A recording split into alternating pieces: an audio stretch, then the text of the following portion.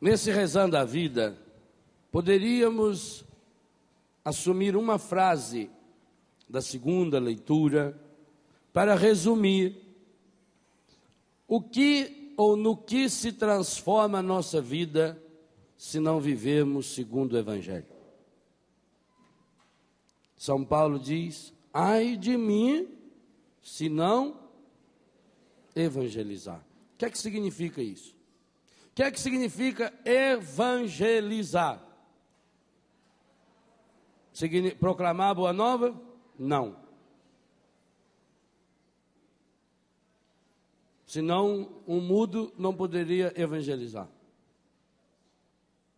O que é evangelizar? Vem de qual palavra? Evangelizar vem de evangelho. O que é evangelizar? É aplicar o evangelho à nossa vida. Então, nós poderíamos dizer com clareza junto com Paulo: ai de mim se eu não aplicar o evangelho a toda e qualquer situação da minha vida. Não há nenhuma situação da minha vida em que eu possa viver longe do evangelho. Tudo que eu fizer contrário ao evangelho, eu vou receber frutos negativos. O que significa esse ai de mim? Ele podia traduzir como em algumas Bíblias estão traduzidas: infeliz de mim, maldito sou. Porque tantas e tantas vezes nós reclamamos da nossa vida. Porque somos infelizes na medida em que não aplicamos o evangelho a toda e qualquer situação da nossa vida. E para mostrar que é toda e qualquer situação, o evangelho de hoje nos apresenta as situações limítrofes da doença e da contaminação maligna. A primeira leitura mostra para nós o que é uma vida sem o evangelho. Jó faz uma releitura da sua vida sem Deus. Não é acaso a vida uma luta do homem sobre a terra? Seus dias não são como de um mercenário, de um assalariado? Se me deito, penso, quer dizer, se me deito, não durmo. Quando poderei levantar-me? E ao amanhecer espero novamente à tarde, e me encho de sofrimentos até o anoitecer. Padre, a minha vida é uma tristeza. Se eu fosse contar para o Senhor o meu sofrimento, dava um livro, não escreve não, que eu não quero ler esse livro não, é uma porcaria de um livro. Meus dias correm mais rápido do que a lançadeira do tiar, aquele negócio vai puxando um fiozinho, aí não acaba o fio, não tem mal o que fazer. Lembra-te de que minha vida é apenas um sopro e meus olhos não voltarão a ver a felicidade. Nós podíamos hoje pegar o ai de mim se não evangelizar e olhar para trás a vida sem o evangelho. É isso que Jó descreve. E isso vai ser a minha e a sua vida. Retomo o que eu falava hoje de manhã. Moisés viu a terra prometida, mas não pisou nela. São Paulo diz que quem está de pé, cuide para não cair. A nossa vida, por que eu adotei esse título para o livro? Aliás, quando eu escrevi esse livro, uma das moças da edição Loyola, que publicou o livro, me telefonou e falou: padre, talvez ficaria melhor o título Rezar a Vida. Inclusive ela escreve um resumo disso na contracapa e ela usa a expressão rezar a vida. Eu disse: não, mas foi de propósito que eu escrevi Rezando a Vida, porque o que eu quero passar para as pessoas, o que eu quero ajudar as pessoas a se conscientizar, e é uma coisa que eu tenho procurado fazer também, é transformar a minha vida inteira numa contínua oração. Então, evangelizar significa aplicar o evangelho a cada situação da minha vida. Segundo o evangelho, não há nenhuma situação da minha vida, por mais corriqueira que seja, da qual eu não possa aprender algo de Deus a respeito da minha vida. Tenta encontrar uma situação da vida humana que não se encaixe no evangelho. O que Jesus Cristo fez ao evangelizar? O resultado da evangelização de Jesus é o que nós vimos no Evangelho, eu vou refletir daqui a pouquinho. A libertação e a cura. Mas para chegar na libertação e na cura, Jesus tem uma metodologia, uma pedagogia, cuja assiduidade, ou seja, ele repete a mesma coisa o tempo todo. E qual é o segredo da evangelização de Jesus? Mostrar para as pessoas que o reino de Deus está próximo, mostrar para as pessoas que o reino de Deus está cercando a sua vida, mostrar para as pessoas que aquilo que ela faz, seja o que for, pode se tornar num caminho do reino de Deus para a sua vida. Coisa impressionante, Jesus nunca comparou o reino de Deus a coisas grandes. Você não vai encontrar, por exemplo, comparação tipo assim: olhai a imensidão do universo, como Deus fazia no Antigo Testamento com Abraão. Olha a imensidão do universo, num de estrela que tem no céu, olha as areias da praia, assim vai ser a sua descendência. Jesus nunca mandou olhar para coisas grandes, para coisas imensas. Jesus mandava olhar para coisas simples, coisas cotidianas, coisas do dia a dia. Ninguém teve coragem até hoje de comparar o reino de Deus às coisas que Jesus comparou. Ninguém. Digo a você, nem a teologia teve essa coragem. Porque como é que ia reduzir Deus tanto? Jesus comparou o reino de Deus, por exemplo, a um grão de semente de mostarda.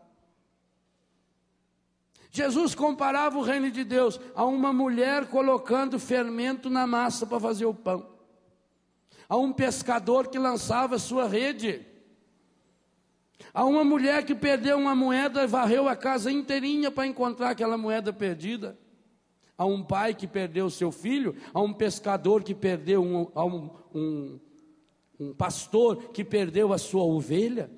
Por onde Jesus ia passando, ele ia mostrando o reino de Deus. O reino de Deus é como essa figueira que não está dando mais figo, então seca. Por que é que Jesus usou tantas comparações? Para fazer com que as pessoas ficassem ligadas que a vida precisa ser rezada, que não há nenhuma situação da minha vida, desde que eu levanto, e eu procuro mostrar isso nesse livro, Rezando a Vida, o último capítulo. Se você tomar o último capítulo desse livro, ele tem aqui um resumo, umas indicações para a gente transformar a vida numa oração cotidiana, a partir da página 183. Então tem a oração ao acordar, depois a oração para você fazer, mas não é oração para você fazer ao acordar, é transformar o seu acordar numa oração. Depois vem oração no banho, não é fazer uma oração na hora de tomar banho, também isso, mas é transformar o meu banho em uma oração. E aliás, eu tento ensinar aqui como dá de transformar o meu banho numa linda e profunda oração de cura interior. Depois as refeições, não é pura e simplesmente rezar antes ou depois das refeições, é transformar a refeição em si, como Jesus fez aqui com a mesa do altar. Ele transformou uma refeição num sacramento, então transformar a minha refeição numa oração. O trabalho, não só rezar pelo trabalho, nós até rezamos quando a gente está desempregado, pedindo a Deus, ou a Santa Edvige, a Santo Expedito, ou qualquer santo desse que trabalha no departamento das causas impossíveis. Então nós vamos atrás deles. Mas depois que eu trabalho, eu não transformo meu trabalho numa oração. Então aqui estou ensinando como transformar meu trabalho numa oração. Eu posso transformar como andar no meu automóvel numa oração. Não é só eu rezar para a viagem ser boa, não. Mas o carro está o tempo todo, e eu tento explicar aqui, o tempo todo o carro está me fazendo, e me questionando, e me ensinando, e me falando de Deus. Ou você que vai de bicicleta, eu pensei em você mais pobre também, não só nos ricos não, vamos pensar nos pobres aqui, turma que vai de bicicleta. Então eu quero colocar a minha vida como uma bicicleta.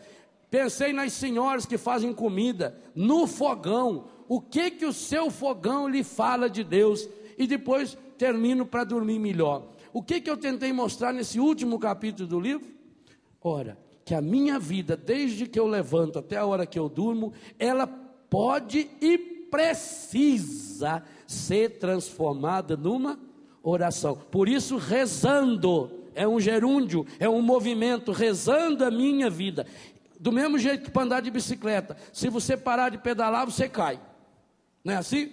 A não ser que você seja equilibrista. Mas se não, você tem, para a bicicleta poder equilibrar, você tem que estar em movimento.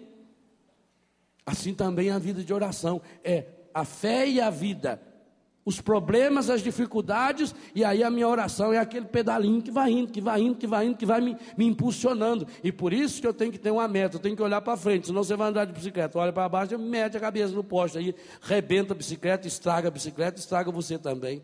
Eu preciso da força do Espírito Santo, do mesmo jeito que é pneuma nos pneus, né, para os solavancos. Então eu vou tentando mostrar que eu posso transformar toda e qualquer situação. Não há nenhuma situação da sua vida que não possa ser transformada num momento de oração. É isso que Paulo está dizendo. Ai de mim se não evangelizar. O grande problema, meus irmãos e minhas irmãs, que faz com que muitos de nós não experienciemos o poder da cura de Deus em nossa vida é exatamente esse. É porque nós reduzimos a nossa oração a momentos isolados da nossa vida. Então, eu vou rezar agora, quer dizer, se eu vou rezar agora, eu preciso parar o que eu estou fazendo. O que eu estou tentando mostrar com esse livro Rezando a Vida é uma metodologia de oração, acompanhando aquilo que a palavra manda.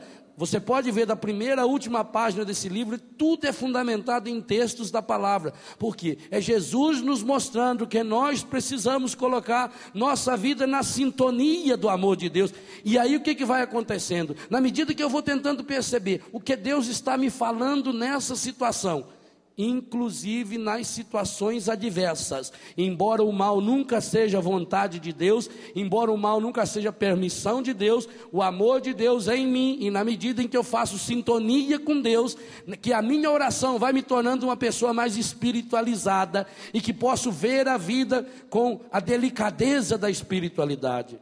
Ora, gente, na medida que a gente repete alguma coisa, a gente vai se tornando especialista nisso.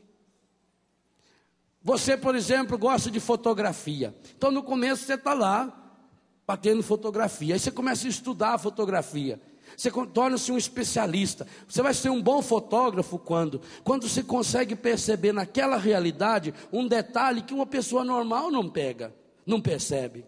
Um bom músico, mesma coisa. Há músicos que tiram música de qualquer coisa, de uma caixinha de fósforo, de uma latinha, de um barulho da boca.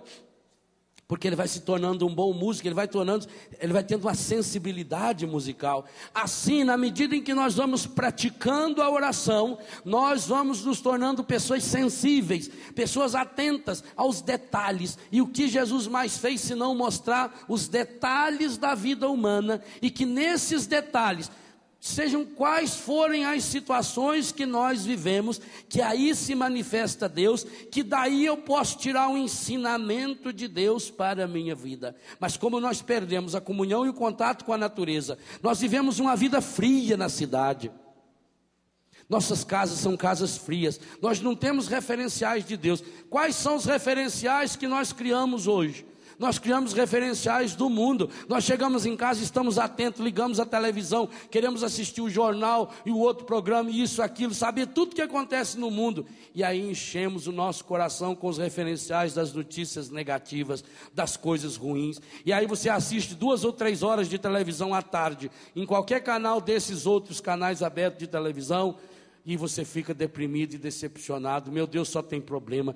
Porque lá arrumaram um homem que foi contra a mulher, porque lá não sei aonde o rapazinho cortou o pescoço da velha, a avó dele aqui despedaçou, foi pedaço de velha para tudo quanto é lado, aquilo lá não sei aonde, e lá não sei aonde fizeram isso, fizeram aquilo, e aí já telefona, e você já vai criando, porque nós estamos criando referenciais negativos, referenciais estragados. Ai de mim se não evangelizar, significa eu preciso aplicar o evangelho nos meus relacionamentos. Minhas amizades são segundo o evangelho? Minhas conversas são segundo o evangelho? Minhas brincadeiras são segundo o evangelho? Eu estou colocando, evangelizar, no nosso caso, é colocar Jesus. Jesus é o evangelho. Jesus é a boa nova. Eu estou colocando Jesus como referencial em minha vida? Eu só vou conseguir amar alguém na medida em que eu coloco Jesus como referencial dessa pessoa, porque senão nós caímos naquilo que falávamos na sexta-feira, caímos no campo da impotência. E eu perguntava: é possível, é difícil amar uma pessoa que nos ofendeu? E a resposta é: não é difícil amar, é impossível. Então aplique essa pergunta não só para uma pessoa que já ofendeu você. Você ama o seu marido, você ama a sua mulher, você ama o seu namorado, você ama a sua namorada, você é apaixonado. É difícil continuar vivendo esse amor por muito tempo? Não, é impossível. Amar alguém do ponto de vista humano é preparar o seu coração para a ingratidão, é preparar o seu coração para as decepções. Quanto mais você amar uma pessoa, do ponto de vista humano, mais pode preparar seu coração para a ingratidão e para o sofrimento. Enquanto não colocar Jesus como referencial, ai de mim se não evangelizar. Evangelizar é colocar Jesus como referencial de amor. Evangelizar é colocar Jesus como referencial daquilo que eu faço, inclusive, especialmente daquelas coisas mais cotidianas. Então nós precisamos mudar algumas mentalidades. Se você percebeu bem ao longo desse acampamento, a palavra de Deus foi nos mostrando algumas coisas simples e sérias. Precisamos mudar algumas mentalidades nossas. Precisamos assumir um compromisso com uma oração que é nosso dever e nossa salvação, que é a oração do louvor que liberta. Precisamos assumir o compromisso de rezar uns pelos outros, de fazer isso que nós fizemos de modo tão rápido aqui no início da Santa Missa, de colocar. Por que eu convidei a rezarmos essa oração tão antiga, tão linda, de uma teologia fabulosa, desse ato penitencial? Porque ali fala exatamente disso que eu falei antes. Eu tentei resumir um pouquinho naquela oração que nós pregávamos no acampamento. Confesso a Deus Todo-Poderoso e... olha o que a igreja está ensinando. Confesso a Deus Todo-Poderoso e a vós, irmãos e irmãs. Eu estou me confessando com você que está do meu lado. É o contrário do mundo. O mundo está dizendo que você tem que pôr máscara, esconder seus defeitos, esconder suas fraquezas. E a vós, irmãos e irmãs, que eu pequei muitas vezes. Pequei por pensamento, pequei por palavras, pequei por atos e pequei por omissão. O que é omissão? Omissão é poder, saber fazer o bem e não fazer. Pecado não é só fazer o mal. Pecado é poder, saber fazer o bem e não fazer. Confesso a Deus Todo-Poderoso. E a vós, irmãos, irmãs, eu pequei muitas vezes. Então, se eu fiz essa confissão, agora você não pode mais dizer: soube que o Padre Léo pecou? Soube. Inclusive eu estava lá quando ele publicamente se confessou na Canção Nova. Nos faz iguaizinhos? Pensa bem que essa padaiada confessou a mesma coisa. Os seminaristas, os consagrados da Canção Nova. Você confessou para o seu marido, para sua mulher, para o seu filho, para sua avó, até para sua sogra que está aí do lado. Confesso a Deus. E a vós, minha sogra querida, que eu pequei muitas vezes por pensamentos. Agora, se eu falasse sozinho, os outros tudo podia ficar pensando, mas você também confessou? Pensamentos, palavras, atos, omissões. Culpa de quem? Então agora você não pode mais jogar a culpa na cara do seu marido, da sua mulher, do seu filho. Você confessou lá na Canção Nova, por minha culpa. Minha máxima, tão grande, única culpa.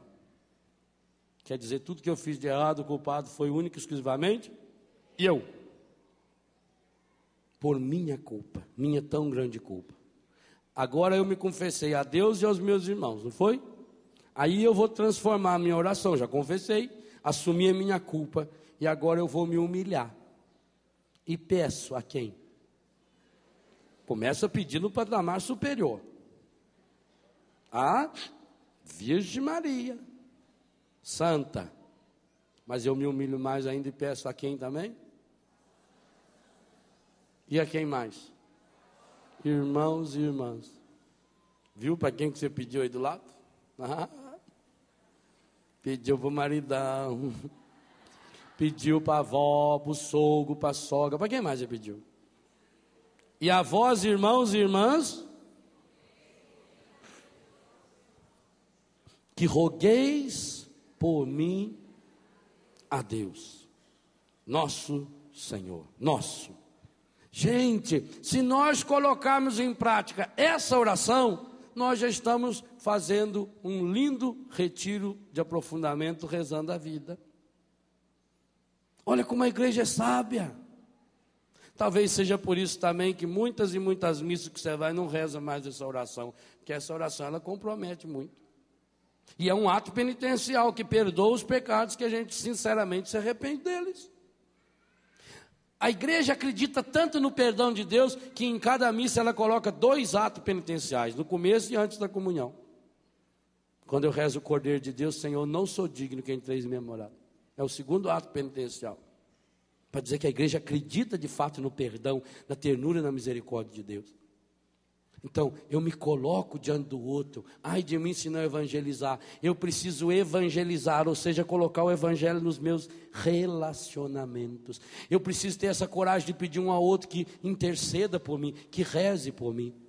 Então, essas coisas sérias que o Senhor está nos ensinando nesse acampamento, mas são coisas que eu posso aplicar. Porque eu tenho muito medo da gente, nós vamos fazer um retiro, vão lá na Canção Nova, ou vão lá em Betânia, fazer um retiro lá, o Padre Léo prega o retiro lá, a cada 15 dias tem retiro, atende a confissão de cada um. Eu vou lá na Canção Nova, lá eu posso me confessar, eu posso falar com as pessoas, rezam por mim, e depois eu vou embora e não levo nada e não vou praticar. Eu tenho muito medo disso, de criar uma instância espiritual, aonde você vive lá, e depois não leva para casa. O que eu estou tentando passar para você é isso que Deus está me ensinando. Ai de mim se não evangelizar, significa, ai de mim se dia e noite não colocar a minha vida em oração, vai acontecer comigo o que nós acabamos de ouvir aí do senhor Jó.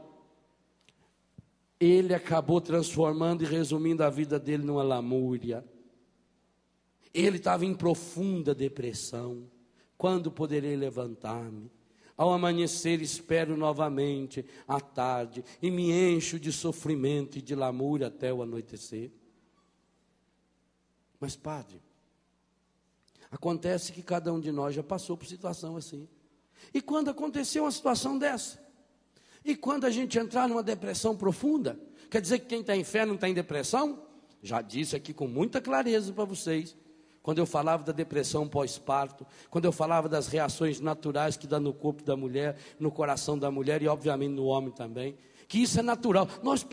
Gente, sabe o que a gente precisa fazer? A gente precisa tirar a máscara de hipocrisia que a gente tem. Porque alguns de nós colocam uma máscara de hipocrisia tão grande que parece que já é um santo ponto acabado. Não somos, não. Nós tudo precisamos um do outro. Se em alguma coisa eu me destaco em relação a você, em outra coisa é você que se destaca em relação a mim. Se eu posso, com o dom que Deus me deu, lhe oferecer algum proveito espiritual, obviamente você também pode e deve me oferecer algum proveito espiritual. Nós nascemos num mundo onde um precisa do outro, onde ninguém é insubstituível, não. Tem que deixar de ser besta e tirar essas máscaras. A maior parte das vezes a gente sofre é de besta. Então o que fazer quando eu estiver no fundo do poço? O que fazer quando eu me deparar com uma doença, com uma enfermidade física, psíquica ou espiritual? Da onde veio a palavra enfermidade? Não é de inferno não, Deus o livro guarde, credo. Aí seria infernidade.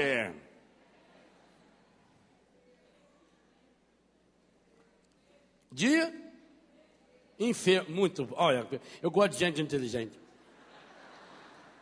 Vai pensar que pasteurizado veio de pastel.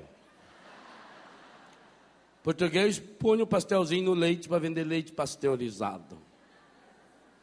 Enfermidade veio de enfermo, olha que beleza. E da onde veio enfermo? Veio de enfermidade. Que veio de enfermaria. Que veio de enfermeira. Que fez enfermagem. E aí é capaz de chegar num fermento, em formiga, ou informática, não. Enfermidade, enfermo vem de não firme. É do latim. Padre, é cultura também, meu filho. Tá vendo? Você vai aprendendo. Ora. Nunca mais vai esquecer. Enfermo significa, então, não estou firme. É o contrário de firmeza. Enfermo, está balançando, está capiangando, está cambeteando, não está firme. Então, por isso que nós temos enfermidades físicas, psíquicas e espirituais. Eu estou meio enfermo fisicamente aí com esse pequeno difruço que está me dando. Eu difrucei, constipou. Você já teve difruço? Você é difruço. Difruço passa. E o difruço tem uma grande vantagem. Se você tomar remédio e fizer um tratamento bem feitinho, em uma semana desaparece os sintomas. Se não fizer, leva 7 dias para sarar. Então, você tem que levar muito a sério o tratamento para difruço. O difruço não para não. Então, não estou muito firme fisicamente. Mas posso também não estar muito firme espiritualmente. E não é firme de mineiro, não. E aí, firme? Não, é futebol. Não é esse firme, não. Esses firmes que passam na televisão. É de firmeza. Então, espiritualmente não estou muito firme. Estou meio balangandando, estou andando aí para um centro espírita, estou indo lá na Mãe do Santo, não estou rezando muito, falo que vou rezar o terço, não rezo nem um meio. Quer dizer, vou ficando fajutinho. Vou perdendo a minha firmeza. Não estou andando firme. Ou eu posso estar com uma enfermidade afetiva. Meu casamento não está muito firme. Meu namoro está mais ou menos. Meu namorado está muito ciumento. Minha namorada está muito ciumento. Minha família. Quer dizer, eu vou cultivando as coisas que não vai me deixando firme. Firme significa seguro. Firme significa decidido. Firmeza significa eu estou indo, que eu aguento. Eu aguento firme. Enfermo significa isso. Cada um de nós que está sujeito a isso e não sabe por que não. E não tem que ficar justificando, não. Eu sou apaixonado no Papa por isso. Você já viu o Papa justificar a doença dele? Nunca. Ele não fala, vocês me desculpem que eu não estou podendo falar bem, que eu estou com um problema. Nunca.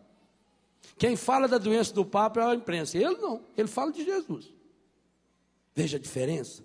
Eu não tenho que justificar a minha enfermidade. Outra coisa, eu não tenho que me culpar da minha enfermidade.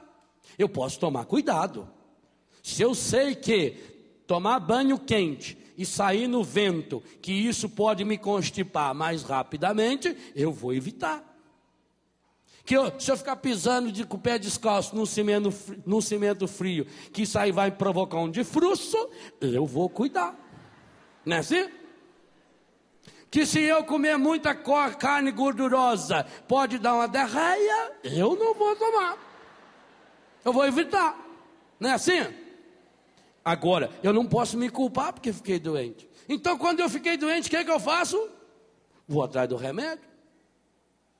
A quem você apresenta, em primeiro lugar, as suas enfermidades? Quando vivemos a nossa fé, rezando a vida, nós fazemos o que o Evangelho disse.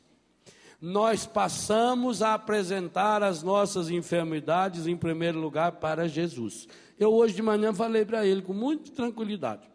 Falei, estou com esse trem aqui desagradável, que me atrapalhou a dormir, mas o povo hoje tem que me aguentar falar 3 horas ainda, 2 de manhã e 1 de tarde. O senhor dá um jeito, que vai ficar muito feio eu ficar aqui rando escorrendo lá na hora do sermão. Então o senhor faz favor. Pronto, já falei com ele. Agora, se ele quiser largar eu para essa vergonha, azar dele. Ainda mais que eu estou comprometendo ele publicamente. A quem nós confessamos as nossas enfermidades? Sabe uma coisa fabulosa do Evangelho? as pessoas levam os problemas, as suas enfermidades, tanto faz físicas, psíquicas e espirituais, para quem? Para Jesus. Olha aqui, fala 3 vezes. Veja a bondade e a misericórdia do Senhor. Curou a sogra de Pedro. Há uma corrente teológica. Eu estou falando coisas sérias, corrente teológica, e tem gente rindo. Ah, louco. Isso aí não está certo, não. Há uma corrente teológica que reflete esse versículo aqui, dizendo que aqui fundamenta-se a negação de Pedro. Que Pedro negou Jesus exatamente a mágoa de ter Jesus curado a sua sogra. Porque quando Jesus estava ali nas cercanias, a sogra estava doente, ele levou Jesus para dar extremunção na veia. E Jesus a curou. E Pedro nunca mais conseguiu perdoar o Senhor. Foi uma mágoa disso. Não creio. Mas veja, Tiago e João, e aqui deixa bem claro também que quem levou a sogra para ser curada não foi Pedro. Foi Tiago e João. Pedro não era capaz de fazer uma coisa dessa. A febre desapareceu e ela começou a servir. Versículo 34. Antes disso, à tarde, depois do pôr do sol, levaram a Jesus todos os doentes e os possuídos pelo demônio. E Jesus curou a todos. Logo lá no final, e Jesus andava por toda a Galileia, pregando em suas sinagogas e expulsando os demônios. Então vejam bem, a prática número 1 do povo de Deus com Jesus era, diante de Jesus, desaparecia a enfermidade. Por quê? Porque Jesus saía correndo curando as pessoas? Não. Porque eles levavam os seus doentes até Jesus. Lá em Lourdes, depois da manhã celebra-se Nossa Senhora de Lourdes. Lourdes é um dos lugares mais lindos do mundo. Se um dia você puder ir, faça um esforço de ir. Alguns lugares do mundo, se a gente puder juntar dinheiro para ir, a gente devia ir. Lourdes é um desses santuários. Realmente um lugar espetacular. Em Lourdes há um passeio com o Santíssimo toda a tarde. Lourdes é um lugar do milagre. Tanto que tem lá uma junta médica só para atender, porque é milagre. Milagre reconhecido como milagre, cientificamente como milagre, tem 60 e poucos. Curas espetaculares, mais de 3.000. São coisas absurdas. A gente escuta que lá, a gente nem acredita que possa existir uma doença daquele jeito e as curas que acontecem. Então você chega em Lourdes, é um espetáculo de fé, não sei quantas são milhares de pessoas. A rua em Lourdes, ela tem uma parte pintada na estrada, todas as ruas não sei se acho que é vermelho, não me lembro mais, onde passam os carrinhos com os doentes.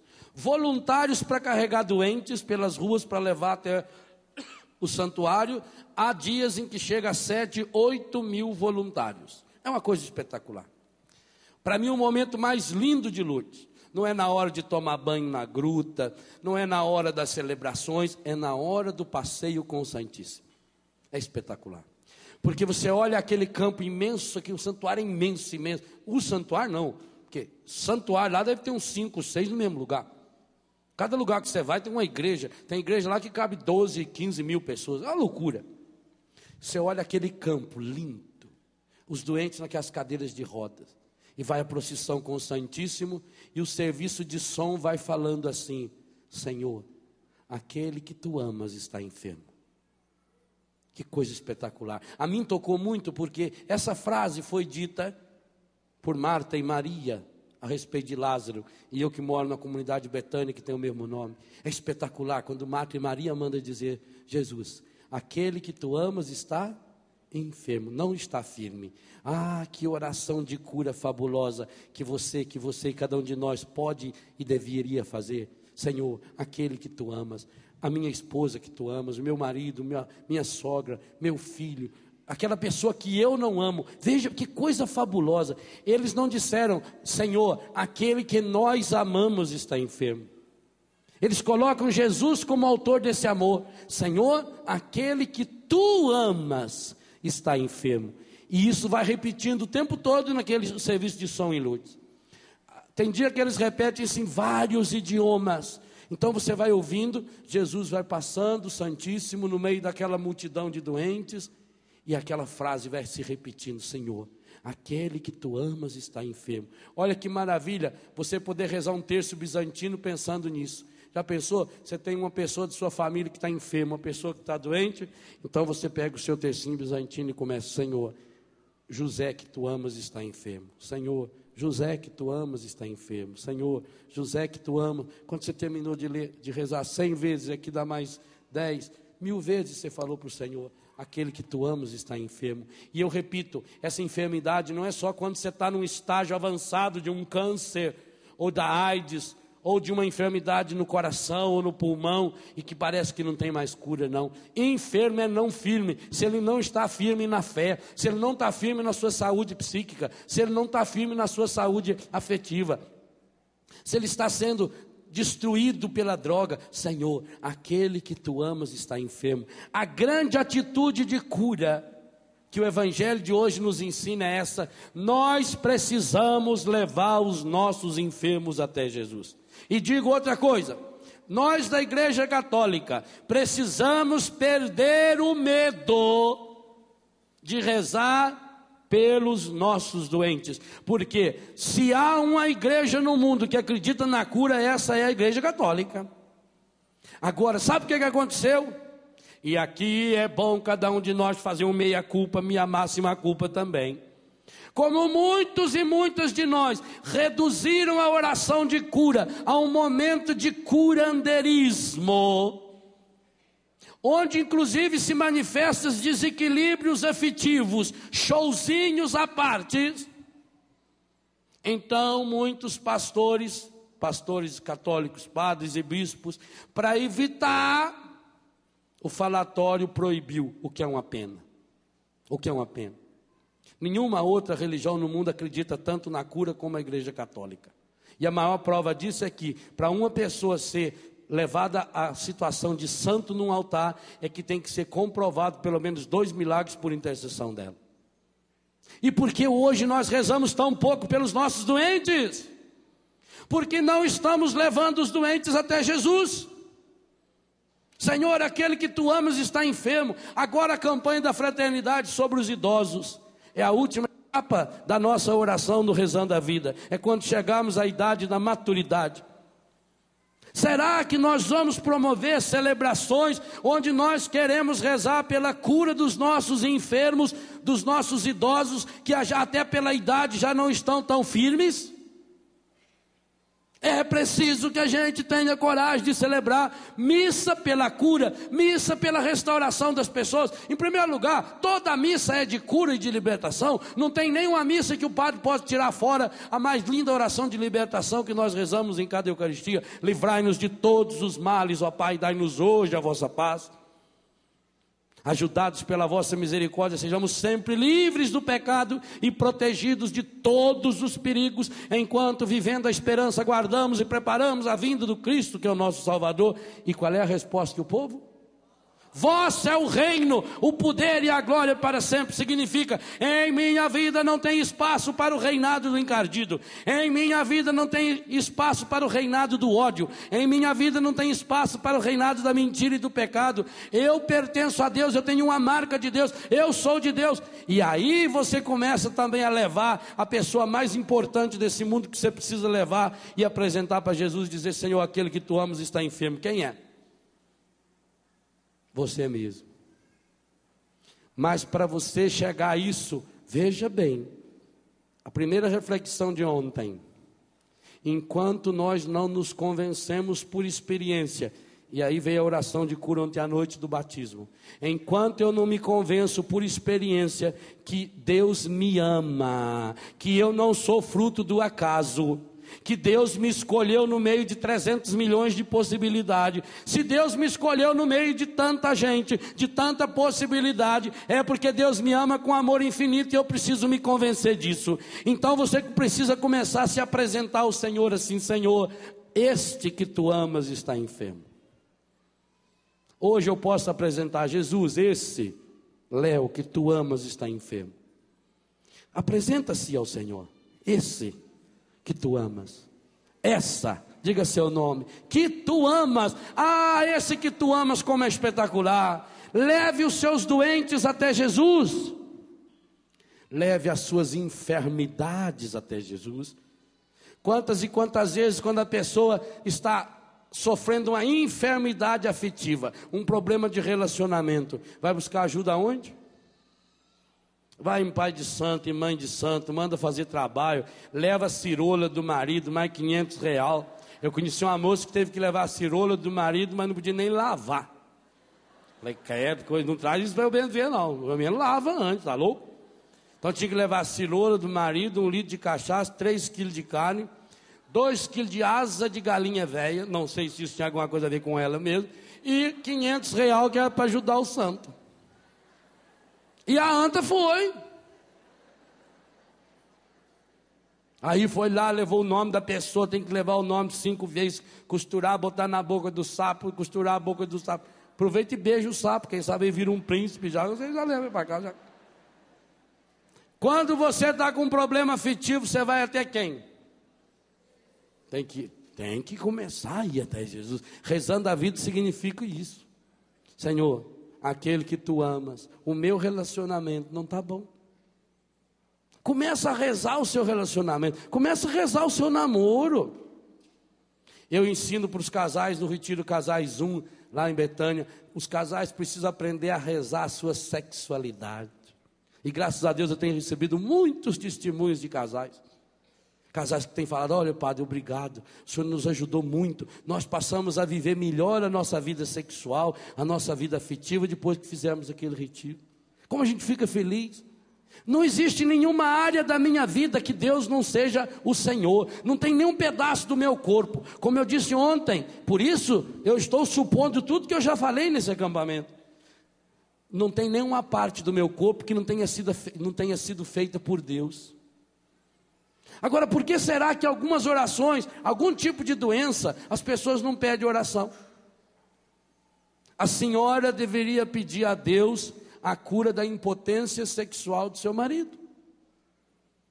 Porque a vivência matrimonial na carne é uma obrigação do casal. O marido, por sua vez, deveria pedir a cura da frigidez da sua esposa. Eu estou dando um exemplo assim bem concreto para você entender. Porque senão tem algumas doenças que a gente não tem coragem de pedir a cura para Deus. Eu vou pedir a Deus que cura a minha hemorroida. Agora também não precisa você pedir a pessoa que faça imposição de mãos em determinadas orações, que fica uma situação difícil para a gente, principalmente, que é padre. Padre, eu estou com uma doença, queria que o senhor fizesse uma imposição de mão em mim. Mas não podia ser aqui não, padre, que meu problema é uma hemorroida. O pior é quando ela chega a ser MPF, hemorroida para fora. Piorou aí. Não precisa, põe a mão no ombro da pessoa, o espírito. Mas eu tenho que pedir a Deus a cura do meu problema do intestino. São Paulo não curou a diarreia do pai do governador da ilha lá? Curou, ué. Então não tem área da minha vida. Mas eu preciso ter consciência que meu corpo foi tecido no seio da minha mãe. Meu pé, minha perna, minha sexualidade, meu intestino, meu estômago, minha barriga, meus seios, minhas costas, meu cabelo. O que significa rezar a minha vida? Significa, gente, tem gente que não acha motivo para rezar. Não, eu não sei, padre, eu não sei rezar. Rezar é transformar a sua vida num diálogo com Deus. É passar e repassar a sua vida na presença do Senhor. Ou como Ana, já preguei sobre isso aqui na Canção Nova. Derramo a minha alma na presença do Senhor. Não é só aquela oração litúrgica. A oração litúrgica é maravilhosa, é o ápice da nossa fé. A Eucaristia é o ápice da nossa fé. Mas quem não reza a vida, não adianta nada vir só na Eucaristia também, que não vai resolver o problema não, porque pensa que a oração é uma coisa mágica. Eu vou lá, ele passa a mão em mim e eu continuo safado, sem vergonha, mentiroso, fofoqueiro. Não, Senhor, mude de vida, porque senão você não vai entrar na terra prometida. E não vai entrar, Moisés não entrou, por que você vai entrar? Será que você já é melhor do que ele? Deus não precisa de você e nem de mim. Nós que precisamos de Deus. Nós que necessitamos com urgência de Deus. Então eu tenho que transformar cada situação que eu estou vivendo. Da onde eu vou começar a minha oração? Veja os Salmos. Os Salmos mostram-nos um roteiro de oração que é sempre a partir da própria vida. Da dor que está sentindo, da tristeza que está sentindo, da angústia. Você está angustiado? Fala para Deus: ô Senhor, eu estou angustiado hoje. Qual será a causa dessa minha angústia? Por que será que eu estou tão troncho hoje? Por que será que eu estou perreado hoje? Por que será que eu estou nervoso desse jeito? Da onde me veio? Senhor, faz com que aquela anta não apareça na minha frente hoje, senão eu vou arrebentar a cara dela. Obrigado, Senhor, louvado seja, Senhor, que o Senhor não deixou eu arrebentar. Mas então fala a sua oração a partir do que você está vivendo. Agora, o que adianta você vai lá e diz: oh Jesus, aleluia, glória. A gente vê que a pessoa não sabe rezar, e quando você vai num grupo de oração, ou quando vai fazer uma oração espontânea, que a cada meia palavra ela põe Senhor Jesus no meio. Sim, Senhor Jesus, eu te peço, Senhor Jesus, ó Senhor Jesus, ajuda, Senhor Jesus, minha avó, Senhor Jesus, que naquele dia, Senhor Jesus, que eu estava indo, Senhor Jesus, quando eu vi Senhor Jesus, eu estava orando, Senhor Jesus, senão aleluia, e tudo fala amém, e aí Deus falou amém, e Deus disse amém, amém, amém, meio inferno, que Deus não está enjoado com você já. Reza a sua vida, reza a sua angústia, reza a sua tristeza, xinga em oração. Xingar em oração. Nada que você vive é oculto a Deus, gente. Não há nenhum milésimo de segundo da sua vida que Deus possa estar ausente da sua vida. Nenhum. É como se você ficasse 2 horas sem respirar, você morria. Quando você xinga, Deus está presente. Então xinga em oração. Transforma o seu xingo num lamento de dor para o Senhor. Desembucha a sua alma na presença do Senhor. Desopila o fígado na presença do Senhor. Mas não fica criando aquela... Ou eu leio a oração que está no livro. Muito linda a oração. Mas não fala nada da minha vida.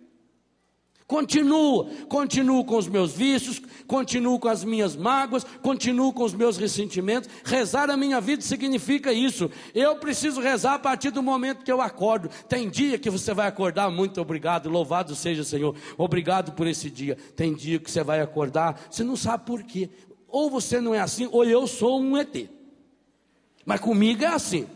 Tem dia, gente, que eu deito, eu estou numa paz, eu estou na tranquilidade, eu estou na serenidade, mas uma beleza, eu durmo num instantinho. Aliás, nunca tive problema para dormir. Meu problema sempre foi acordar, mas dormir não é. Eu durmo qualquer hora, em qualquer lugar. Na horinha eu estou dormindo. Aí eu durmo bem, estou tranquilo. Acordo, eu fico com raiva de olhar para a minha cara no espelho. Eu acordo emburrado, não sei porquê. E você sabe? Sabe nada. Se o nosso corpo é 70% de água, e a água tem influência da lua, vai que a lua passou bem naquela direção sua durante a noite. Eu sei lá. Eu sei lá se durante a noite, virado para um lado ou para um outro, eu não dei uma cutucada no meu fígado ou no baço e ele acabou expelindo lá alguma bilis que não devia ter expelido e aquilo tomou conta. Não sei. Você consegue controlar seu temperamento?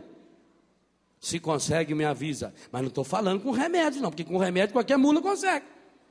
Como é que você está? Eu estou melhorzinha, cara. Eu estou tomando remédio, umas bagazinhas assim vermelhinhas.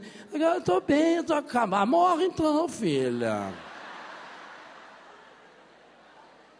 Eu estou falando de controlar aqui. Eu não consigo controlar o meu. De uma hora para outra a gente fica triste, não sabe, dá aquela troncheira, você está andando. E o que eu faço com isso? Eu tenho algumas opções. Ou eu vou lá e tomo um gole de cachaça. Ou eu tenho que fumar um cigarro para distrair. Ou eu tenho que entrar num site pornográfico da internet.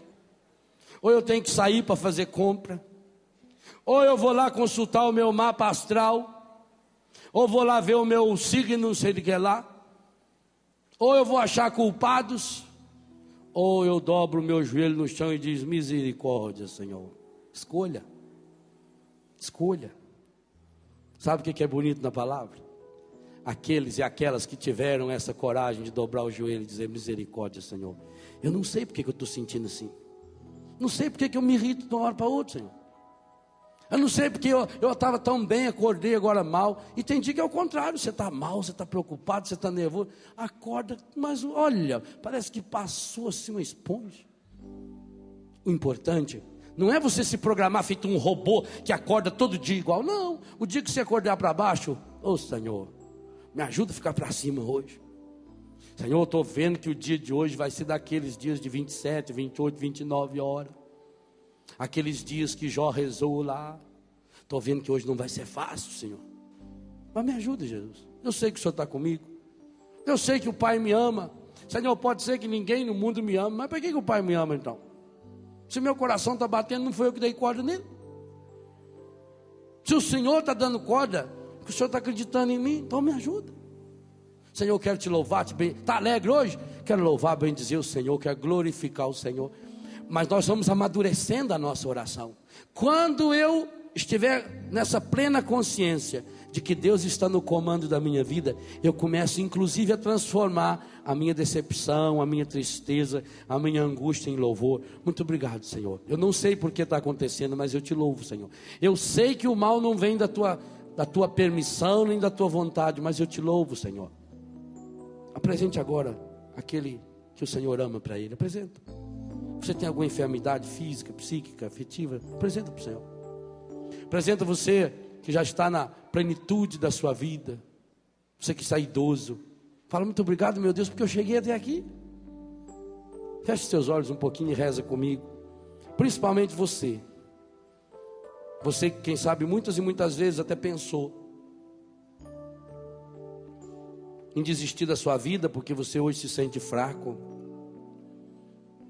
Porque você já está idoso, idosa. Se essa palavra ajuda você a rezar, repita comigo, no silêncio do seu coração, com seus olhos fechados.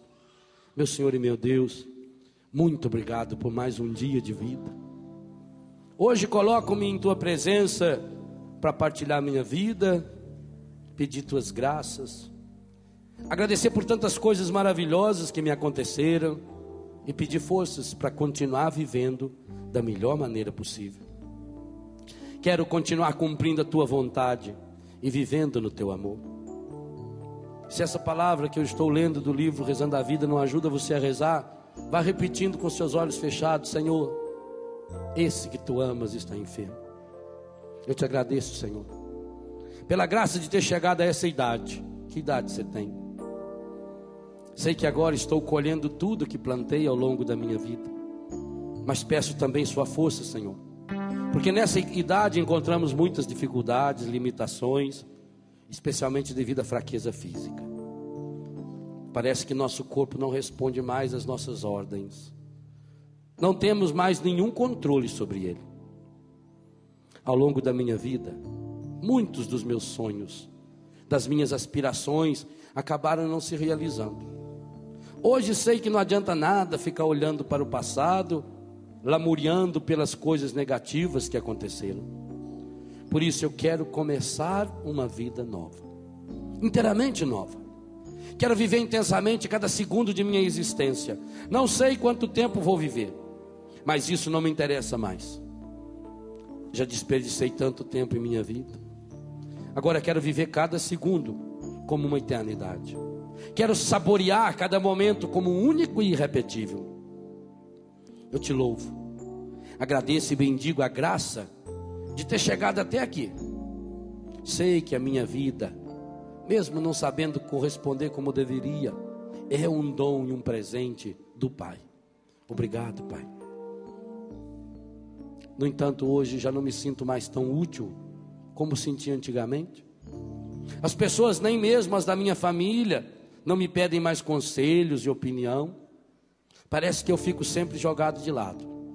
E isso muitas vezes me causa tristeza, angústia, solidão, um sentimento de inutilidade muito grande. Sinto isso, especialmente quando vejo outra pessoa hoje ocupando o lugar que até um certo tempo eu estava ocupando. Sei que muitas vezes sou um peso para os meus familiares. Não queria ser esse peso, mas também não desejaria viver o abandono no qual muitas vezes me encontro. É tão triste, depois de tantos anos de vida, se sentir assim no abandono e na solidão. Quase ninguém vem me visitar. Parece que as pessoas não gostam muito do cheiro da gente velha. Fico tão triste quando vai chegando a época do Natal, Dia das Mães, Dia dos Pais, Páscoa. Sempre fico esperando que alguém da minha família venha me visitar. Mas eles são muito ocupados. Às vezes até telefonam. Mas eu fico triste demais. Me ajuda, Senhor. Senhor, mostra-me. E eu peço a você idoso, você aposentado, reza comigo, no silêncio do seu coração, sinceramente esse trechinho. Senhor, mostra-me no que ainda posso ser útil para o mundo, para a minha família, para a minha comunidade. E isso vale para qualquer um de nós, não só as pessoas idosas. Para você jovem também, para você adulto. Senhor, mostra-me no que ainda posso ser útil para o mundo, para a minha família, para a minha comunidade. Tira esse sentimento de inutilidade e dá-me a graça de conhecer e colocar a minha experiência de vida como um serviço generoso para todos os que o Senhor mesmo colocar em meu caminho. Quero pedir também, Senhor, pela misericórdia infinita do teu amor, que tires do meu coração um certo orgulho prepotente de achar que eu sabia fazer tudo melhor do que os outros e que no meu tempo tudo era mais perfeito. Sei que é saudosismo meu e sei que o Senhor também compreende esses meus sentimentos, que eu saiba ser bondoso, bondosa, também compreender todas as pessoas que vivem ao meu redor. Hoje quero também pedir a graça de ir me desapegando de tudo o que não me é mais necessário. Eu vivo guardando coisas em minhas gavetas e vivo guardando coisas em meu coração. Por isso muitas vezes estou triste, preocupado, ansioso demais. Se me faltam as forças físicas para o trabalho, quero oferecer meus sofrimentos.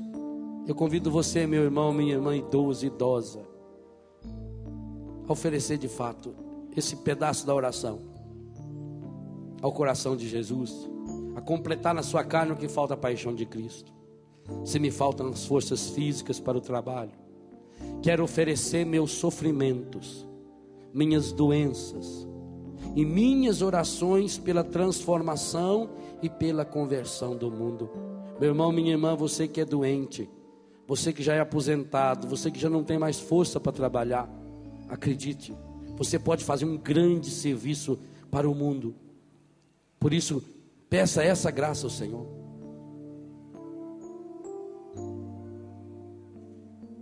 Quero pedir que o Senhor me ajude a entender tantas mudanças que vem acontecendo no mundo de hoje. A maioria delas eu não consigo entender. Então sinto-me fora desse mundo, mas ao mesmo tempo apegado a Ele. Transforme a sua vida numa oração ao Senhor.